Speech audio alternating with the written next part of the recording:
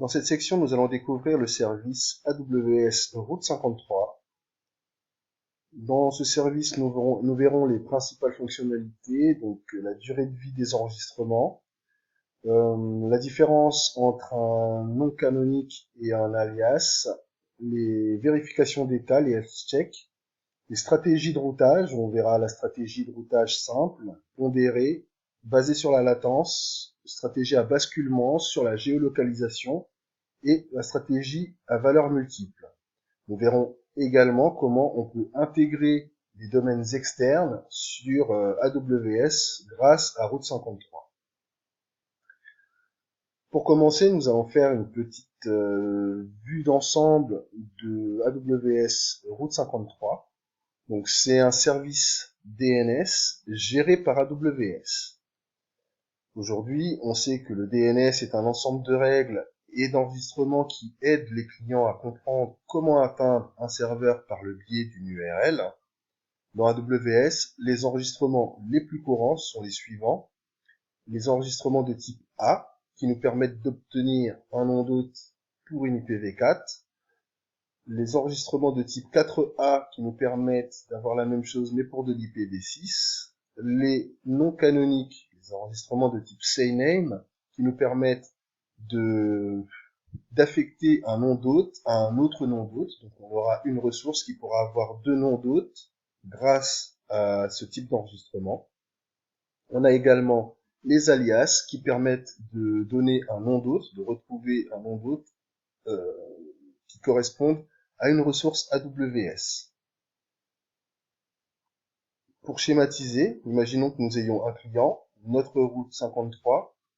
Notre client va adresser une requête DNS à route 53 en lui demandant « Je souhaite atteindre mon application.mondomaine.com ». Je ne connais pas ce service, je ne sais pas où le joindre. Route 53 va lui renvoyer une IP, celle de mon application mondomaine.com, qui correspond à un enregistrement de type A, donc un nom d'hôte, pour une adresse IP. Et donc, par la suite, pour que notre navigateur web puisse atteindre notre serveur d'application, eh bien, étant donné que maintenant il connaît l'enregistrement DNS de notre serveur d'application, il va pouvoir adresser une requête HTTP à notre serveur qui lui renverra la réponse assez rapidement. Route 53 peut utiliser les noms de domaine publics que l'on possède ou que l'on achète, de type application1 mondomainepublic.com. Peut également utiliser les noms de domaine privés qui peuvent être résolus uniquement par nos instances à l'intérieur de nos VPC. On aura application1.macompagnie.internal qui correspondra à une instance de notre VPC qui n'est pas accessible depuis l'extérieur mais qui est joignable par l'ensemble de nos ressources AWS.